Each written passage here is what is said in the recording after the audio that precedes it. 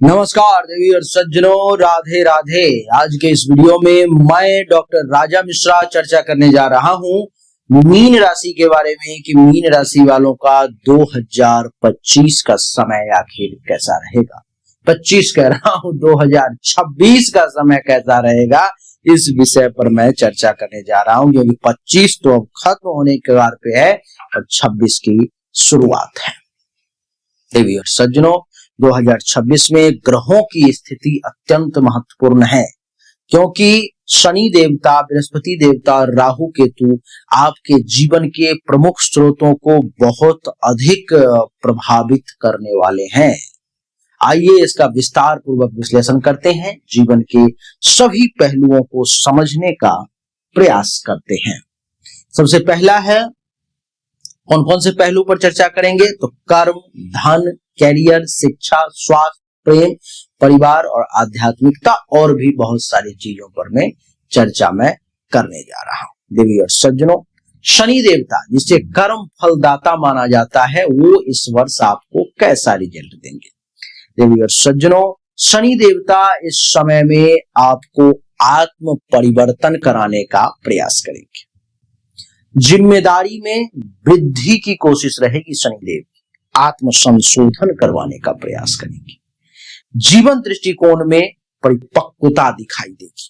देवगुरु बृहस्पति 2 जून 2026 तक आपको कर्म के पथ पर में ले जाने का प्रयास करेंगे। देवगुरु बृहस्पति कर्म करवाने की कोशिश करेंगे, आपको सही रास्ते पर चलवाने का प्रयास करेंगे। स्वास्थ्य और मानसिक स्थिति की बात करूं तो शनि का प्रथम भाव में होना शरीर और मानसिक बल दोनों को ये प्रभावित करेंगे। प्रारंभिक महीनों में थकान, आत्मसंदेह और मानसिक तनाव की स्थिति बन सकती है, परंतु यह अवधि स्व अनुशासन, योग, ध्यान और दिनचर्या सुधारने के लिए अत्यंत श्रेष्ठ है। राहु द्वादश भाव में होने से नींद में कुछ बाधा आ सकती है।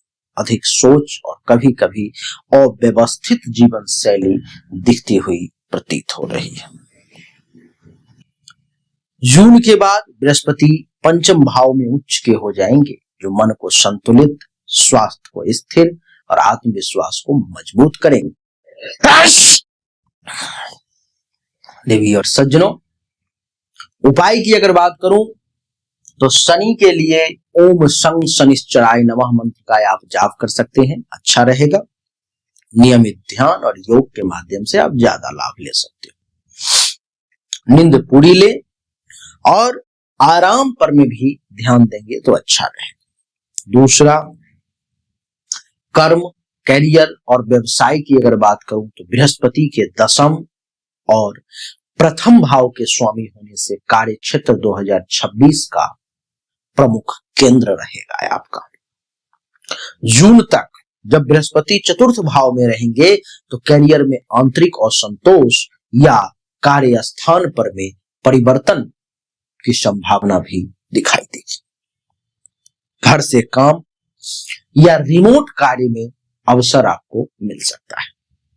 लेकिन 2 जून के बाद जब देवगुरु बृहस्पति पंचम भाव में उच्च के हो जाएंगे, तब करियर में तेजी से उन्नति होगी, प्रमोशन के योग बनेंगे, प्रतिष्ठा और रचनात्मक अवसर भी आपको प्राप्त होंगे। शनि का लग्न में गोचर बताता है कि आपको अपने प्रयासों में सफलता मिलने के योग है। भाग्य भरोसे सिर्फ आप नहीं बैठने वाले, बल्कि मेहनत करेंगे, वो भी निर्णायक मेहनत करेंगे। सरकारी या अस्थाई नौकरी वालों के लिए भी इस समय तरक्की का साबित होगा। बिजनेस वालों को नए प्रोजेक्ट और निवेश में स्थिरता रखनी होगी, ऐसा मैं देख पा रहा हूं। धन और आर्थिक स्थिति की बात करूं तो शनि लाभ और व्यय भाव का स्वामी होकर प्रथम भाव में बैठा है, इसलिए आय और व्यय दोनों बढ़ेंगे। राहु द्वादश भाव में है, इसलिए विदेश संबंधी खर्च या निवेश हो, जैसे यात्रा, शिक्षा या विदेशी लेन देन ज्यादा देखने को मिलेगा। बृहस्पति पंचम भाव में आने के बाद शेयर मार्केट, क्रिएटिव प्रोजेक्ट या बच्चों से जुड़ी निवेश योजनाएं लाभकारी रहेंगे। सावधानी की अगर बात करूं तो शुरुआती महीनों में उधार या बिना सोचे समझे निवेश से आपको बचना चाहिए। जून के बाद वित्तीय स्थिति में स्पष्ट सुधार देखने को मिलेगा।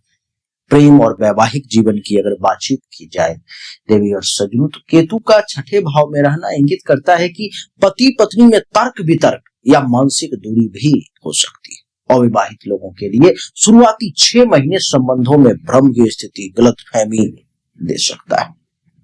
जून के बाद जब गुरु पंचम भाव में आ जाएंगे तो प्रेम और संतान भाव में उच्च के हो जाएंगे, तब नए रिश्तों की शुरुआत होने के योग भी जो है सो बनेंगे।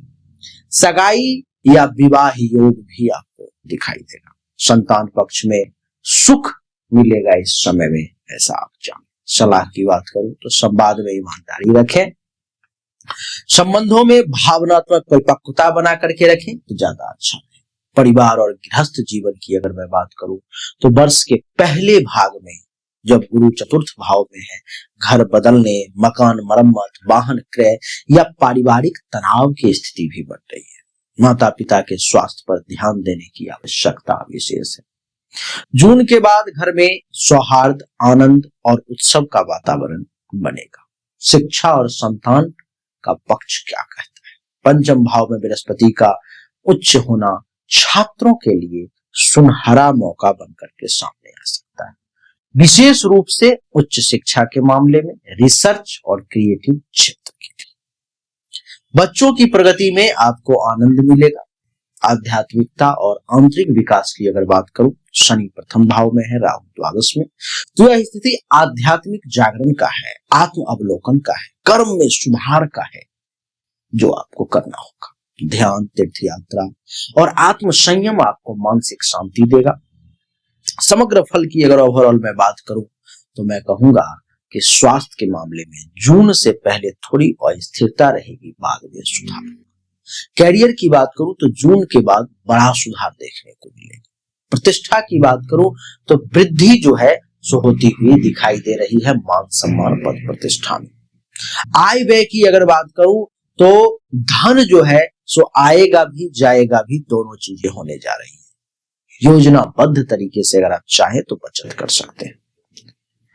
प्रेम और विवाह की बात करूं तो जून के बाद संबंध मजबूत होंगे। परिवार, घर में शुरुआती और संतुलन बना रह सकता है और ऐसे बाद में प्रेम फिर से, सौहार्द फिर से बन जाएगा।